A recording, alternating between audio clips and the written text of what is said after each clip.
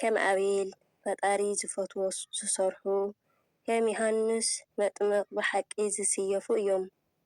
ድኹማት ሰባት ከም ሳምሶም ኣብ ቅድሚ ደሊላ ዝልዝዩ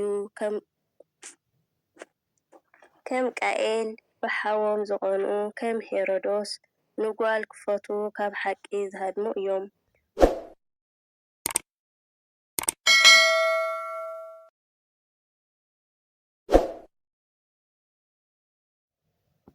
ሰላም ናይ ዩቱብ ተኸታተልቲ ከመይ ኣለኹም? ኣነ ሰላም ኣለኹ እግዚአብሔር ይመስገን። በብዘለኹዎ ሰላምኩም ብዙሕ ተፍልየለለይ ፍራትፋቴ ሓድሽቲ ዝኾንኩም ሰብስክራይብ ናገርኩም ቤተሰብ ኩኑ ቤተሰብ ዝኾንኩም ደሞ ሸር ላይክ ናገርኩም ምትብዓኹም ኣይፈለየኒ ክብለኩም ይፈቲ።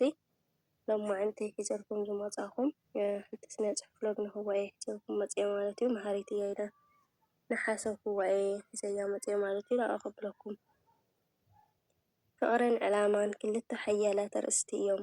ክልቲኦም ድማ ልዕሊ ህይወትን ምንባርን እዮም። እቲ ምንታይ ህይወት ምንባርን ኣብ ፍቕርን ዕላማን ተዘይተመርኪሰን ትርጉም የብለንን። እቲ ዝዓበየ ትእዛዝ ኣብ ቃል ኣምላኽ እኳ ንእግዚአብሔር ኣምላኽካ ብምሉእ ልብኻን ሓሳብካን ሓይልኻን ኣፍቅሮ ንብጻይካ ድማ ከም ነፍስኻ ኣፍቅሮ ይብል። እዚአን እተን መደምደምታ ፍጻሜ ናይ ሕግን ትእዛዝን እየን። ብዓለም ንፍቕርን ንዕላማን ዝወቕዑ ሰባት ኩሉ ግዜ ተዘከርቲ እዮም። እቲ ምንታይ ኣብ ልቦም ፍቕሪ እግዚኣብሔር ፍቕሪ ሰባትን ዘሪኦም ኣብ ካልኦት ሰባት ድማ ዝተኸልዎ ብቐሊሉ ኣይርሳዕን። ስለዚ እዩ ካብ ልቢ ዝመንጨወ ጥራሕ እዩ ኣብ ልቢ ካልኦት ዝበጽሕ ወይ ዝተርፍ ዝበሃል። ናይ ህይወት ቀንዲ ትርጉምን ዕላማን ፍቕርን ዕላማን እዩ። እንተነውሐ ዕድመ ብዙሕ ገንዘብ ምእካብ ብምቾት ምንባር ቆለውዕ ምውላድ ገፊሕ ገዛ ምውናን ካልእን እዚኦም ትምኒትን ህርፋንን እምበር ዕላማ ወይ ትርጉም ህይወት ኣይኮኑን። ንማርቲን ሉተር ኪንግ ብዙሓት ሰባት ቦታ ሕልሚ ኣለኒ ትብል መደሪኡ እዮም ዝፈልጥዎን ዘድንቕዎን። ማርቲን ብዝያዳ ዘድንቕዎን ዝመሰጠንን ብዝያዳ ኩሉ ግዜ ተተሓሳስበንን ግና እታ ኣየገድሰንን ትብል ዘረብኡ እያ። ትፈልጥ ማርቲን ንምንታይ እዩ ኣየገድሰንን ዝብል ነይሩ? ማርቲን ሉተር ኪንግ ንዕላምኡ ክሳብ ንሞት ክኸፍል ድሉው ስለ ዝነበረ እዩ።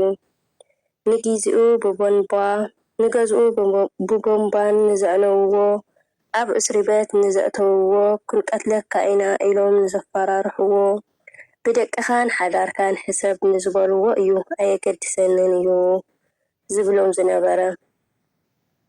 ማርቲን ንስለ ፍትሕን ሽግርን ካልኦት ንዝጀመሮ ዕላማ ንዘሰናኽልዎ ነገራት ካብ ህይወቱን በዓልቲ ቤቱን ደቁን ንላዕሊ ሰሪዑ እዩ ንስለ ፍቕሪ ካልኦት ዕላማን ንዝገጠሞ ዝነበረ ኩነታት ኣየገድሰንን እዩ ዝብል ዝነበረ። ማርቲን በዓል ሓዳር ኣቦ 4 ቆልዑ ምሁር ጥጡሕ ናብራ ዝነበሮ እዩ ነይሩ። ናይ ምንባር ፀገም ይኹን ካልእ ዋላ ሓደ ሽግር ኣይነበሮን። ንማርቲን ክሳብ ንህይወቱ ምኽፋል ዘብፅሖ ግና ካልኦት ሰባት ክዕመፁን መሰል ክስእኑን ክበደሉን ከጋፍዑን ብምርኣይ እዩ። ንሱ ዋላ እኳ ጽቡቕ ናብራ እንተነበሮ እንታይ የእተወኒ ኣነ ጥራሕ ኣይጥመ ኣይሸገር ዝብላዕ ኣይስኣን እምበር ባዕሎም ይፍለጡ ኣይበለን። ሓደ ካብ ባህሪ ናይ ፍቕሪ ኣብ ቃል ኣምላኽ ፍቕሪ ብሓቂ ደኣ ትሕጐስ እምበር ብዓመፅ ኣይብላን ዝብል እዩ። ብልክዕ እዛ ቃል ማርቲን ክፍጽማ ርአዮ እየ። ሰባት ክዕመፁ ስለ ዝረኣየ ባህ ኣይብሎን። ካብዚ ነቒሉ እዩ ድማ ንስለ እታ ብሓቂ ጥራሕ ደስ ዝብላ ፍቕሪ ደውከም።